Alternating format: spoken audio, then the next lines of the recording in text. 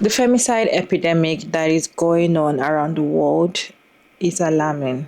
It's now so much that it's like it's happening every day, every hour. This video, we're going to talk about what happened to Rebecca.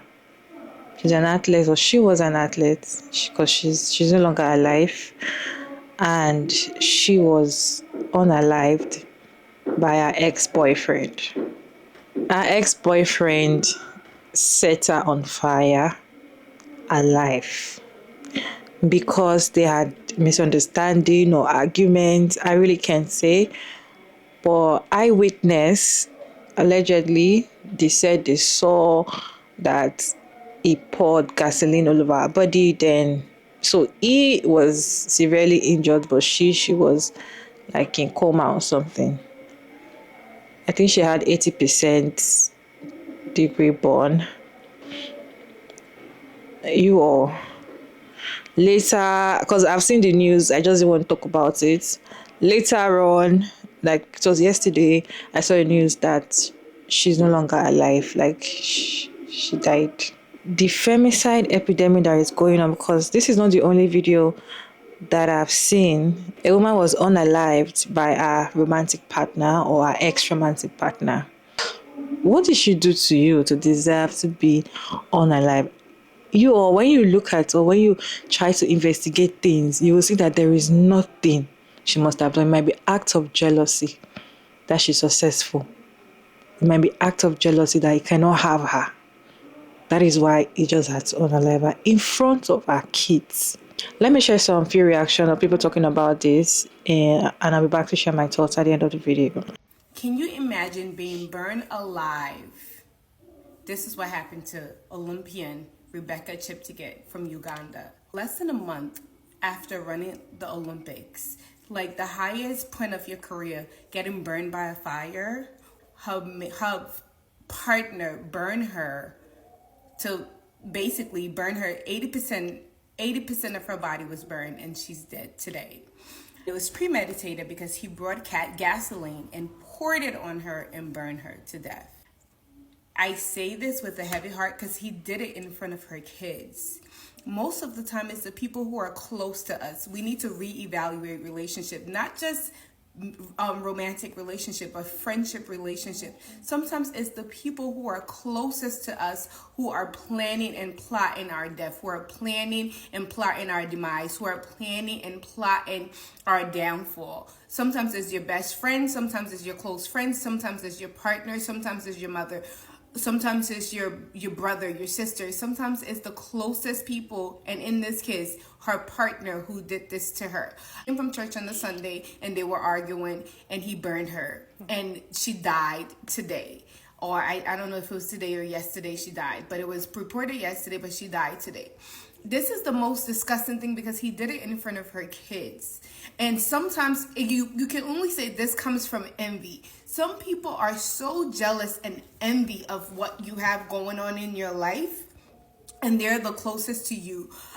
Please reevaluate your relationship. I am praying for this woman and her children to have some peace. Her kids are fine and they're alive, but they're really not fine because they are going to be grieving, and in the worst way, because you watch your mother basically burn to death. He's the loser whose name is literally, his middle name is Damon. It's still alive, has 30% burn. He literally poured gasoline on this woman and killed her. I'm just praying for her kids and her family.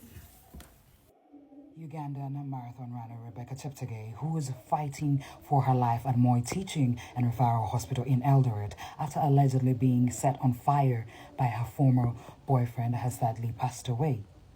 Cheptegei, who competed recently in the Paris Olympics, was doused with petrol. She suffered extreme and extensive burns, and this led to her death. Our thoughts and prayers go out to her family and friends. Read more about the story on pulse.ug. Imagine this, you're dating someone who decides out of an argument all of a sudden to smear you with petrol and set you on fire. This is what happened to Ugandan athlete Rebecca Cheptegei, who had a series of conversations and confrontations with her boyfriend following an argument that led him to being so upset that he decided to smear her with petrol and set her on fire. I cannot even believe this. So the question that many people would be asking is, how does it get this bad? And also, many people are warning female athletes to stay safe as they are vulnerable, especially due to an ongoing series of investigations saying that domestic violence happens to female athletes all over, not just in Kenya. It saddens me that we have to deal with another horrific story. I can't stop but think about Rebecca. For you to have 75% of your body burnt by someone you once loved is astonishing. This retaliates to the many cases we have had to deal in this country this year only. And femicide has become a crisis. And till now, we're still not seeing any relevant action towards these perpetrators. And now every single day, we walk around as potential victims, roaming around spaces with potential perpetrators. And when we say femicide is an issue, men are going to come up to my shit here on TikTok and tell me, oh, don't make it a gender issue. Even the fellow guys that are being killed in the streets are killed by your fellow men. And so when we call upon systems and persons and individuals and corporations and organizations to come and join the march or the work around ending femicide in Kenya, you're calling us feminists. Now a whole high-profile elite athlete has been murdered because a nigga couldn't move on. And we're supposed to marry alls? People are supposed to fall in love with men here? Quite interesting. Well, Rebecca has died, and I hope she haunts the shit out of that guy. And wait and see how the judicial service operates. If we're not going to see accountability for the perpetrator, because you can't tell me NIS and DCI only have means to find protesters, but you can't find a fucking perpetrator. In fact, they haven't even explained how that other serial killer for Kware ran away from jail. Come on, man.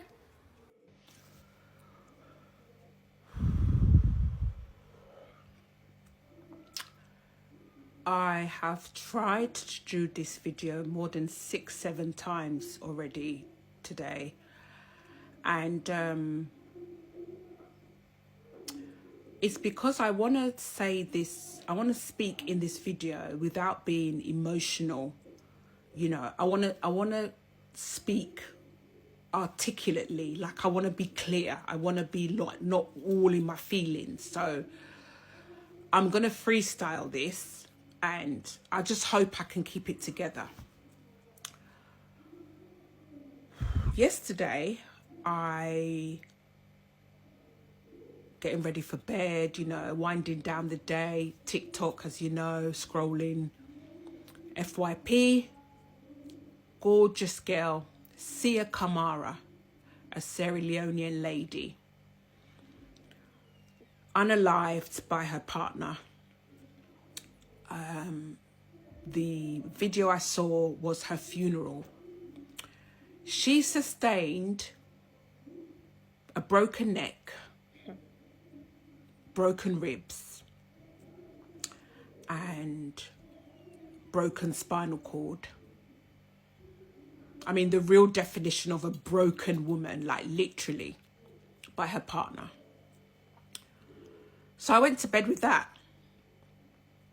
This morning I've got up, going about my day, TikTok, FYP, Rebecca, Kenyan athlete, who recently competed in the Paris Olympics, unalived by her partner, who poured petrol on her and set her on fire.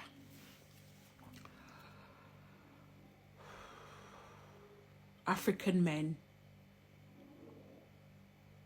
What's going on? What's happening? Like, before you even come for me, I know already you're coming for me, and yeah, it's not all of us. You know, say some, don't say all.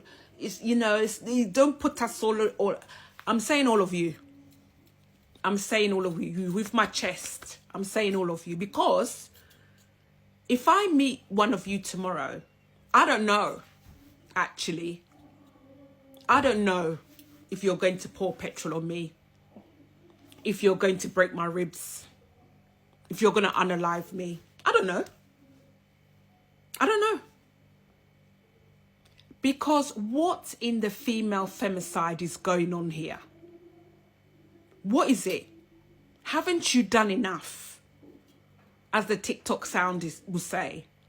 What is it? Let me calm down. Calm down, y'all. Calm down. Calm down. I'm a very intelligent woman. I've been on this earth many, many, many years. So I think I can filter information. So tell me, African men, what's going on? I keep hearing things like, we're not submissive. We're not like our mothers. We're not like our grandmothers. But you know the thing with those type of like statements, we're still marrying you though. We're still dating. We're still having children with you. You know, that hasn't stopped. We're still doing that. But what? That's not it still?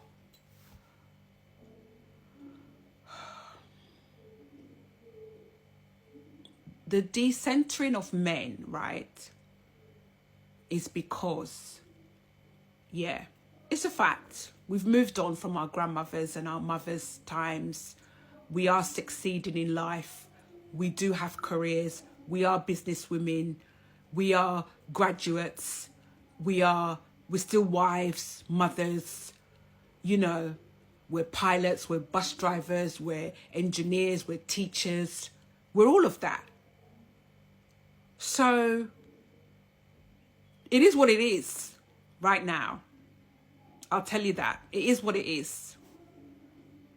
And not only that, our girl children, our girl childs, they will probably even go on to excel more than us. Yeah. Because I feel like each generation, you know, it's all about elevation and evolution.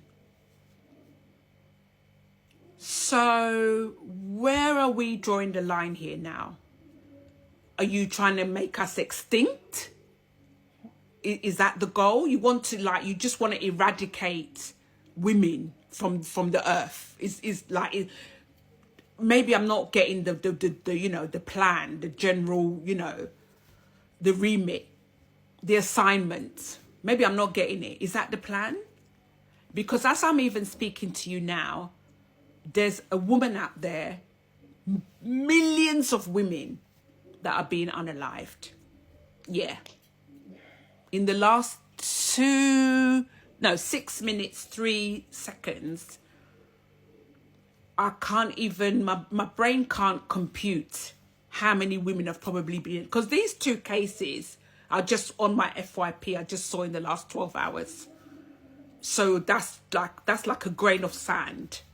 Yeah. What's going on? You marry us, you date us, you have situationships with us, you cheat on us, and then unalive us. Are you, so now what? You guys are so powerful now, right? More than God himself that even created you and I. What are you trying to say? You are more powerful now than God. You have the power to take a life as you please.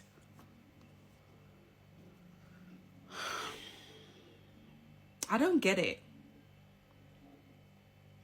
A woman doesn't submit, so she has to be unalived. She has a career. She doesn't agree with you.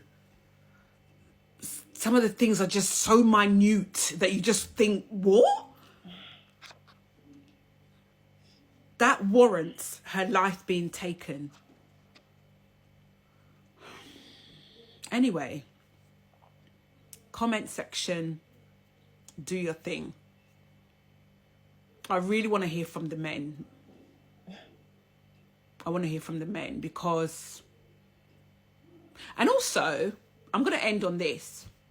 All these international organizations, these women's organizations, even just basic human rights. Let's even just bring it down to human rights. What's happening here? Because this is giving me pandemic vibes. Yeah, I'm going to just even throw it out there. It's giving me, this is a pandemic now. This femicide, this unaliving of women. We can't walk down the street. We can't say no. We can't feel free to say what we want, do what we want. So what, we don't have human rights anymore? Rest in peace, every woman watching this, not watching this. If you're going through it, Sia, Rebecca, yeah. I normally have a lot to say, but I can't say anymore. I'm so sick. I'm so sick of the abstraction of the media. Like, why are we referring to a woman being set on fire by her boyfriend, murdered? Ugandan Olympian Rebecca Cheptegei dies after being set on fire with gasoline. By who? Why are we missing out the key element? Also, it's pronounced Rebecca Cheptegei, sorry. We as a society need to get better at reading sentences and actually understanding what they're trying to convey, because that sentence is not neutral. That sentence abstracts from the fact that there is a perpetrator and that perpetrator was her boyfriend, and it abstracts from the fact that there's a literal femicide epidemic going on. She did not just die. The use of the verb dying is absolutely absurd in this case. She was murdered. She was brutally attacked. The use of the verb dying in this sentence abstracts from the fact that this was an intentional attack. It abstracts from the fact that this wasn't a natural death. Like the verb dying invokes the ideas of a natural cause. It says this person has died. It is a very passive statement. It places the onus on her death on the body rather than on the perpetrator, which it should be. And that's why the verb should instead in this article be murdered. That's why the verb should say attacked. Words matter, word choices matter, and the fact that there is such a huge epidemic going on in terms of femicide, but also in terms of media literacy and people knowing how to read a headline and discern from it what a certain source is trying to convey.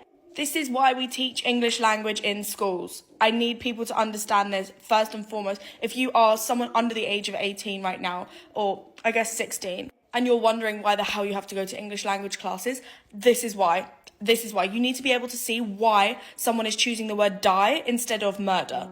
You need to be able to discern what is the passive verb, what is an active verb, the whole thing. Sentence structure is so important, so important.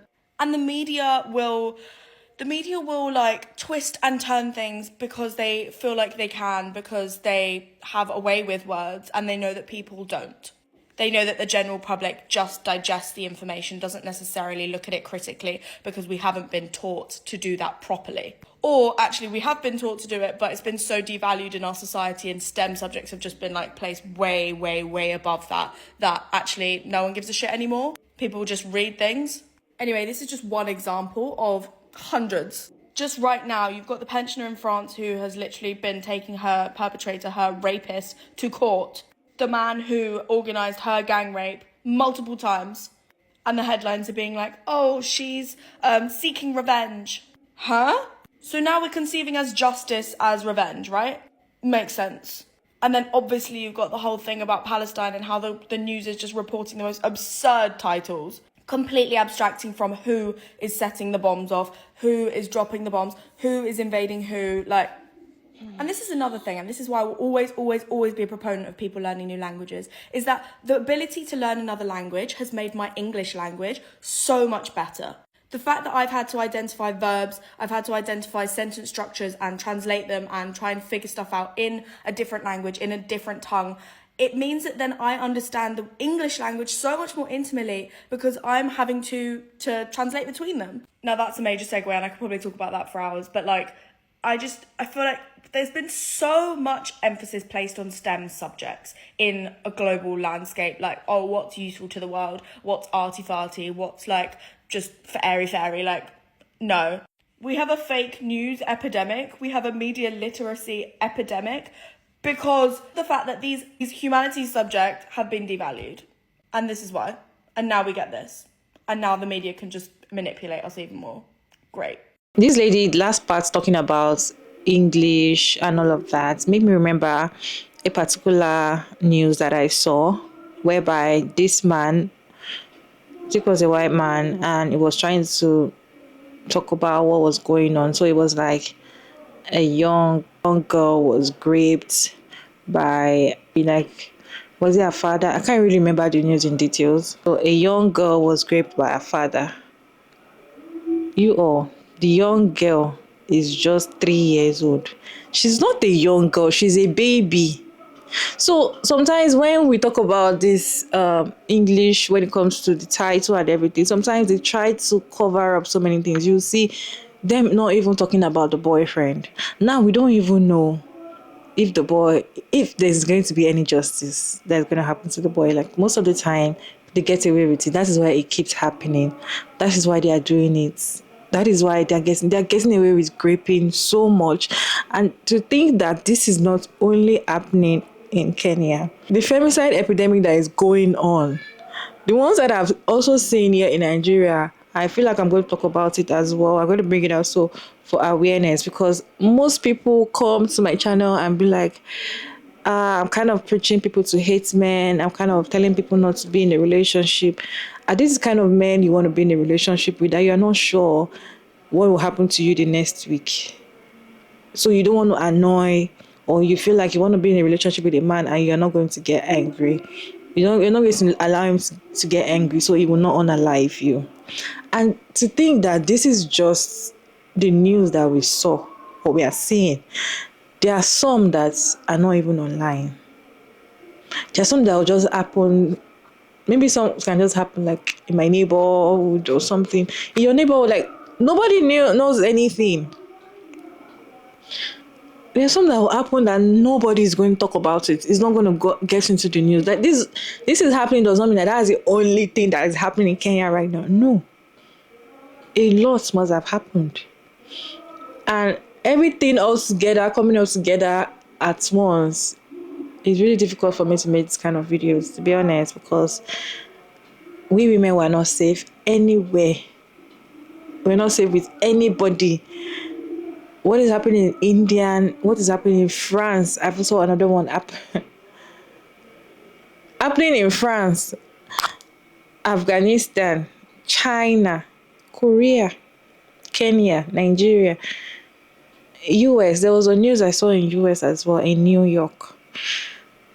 News like this make it very difficult for women to decide to want to be with men.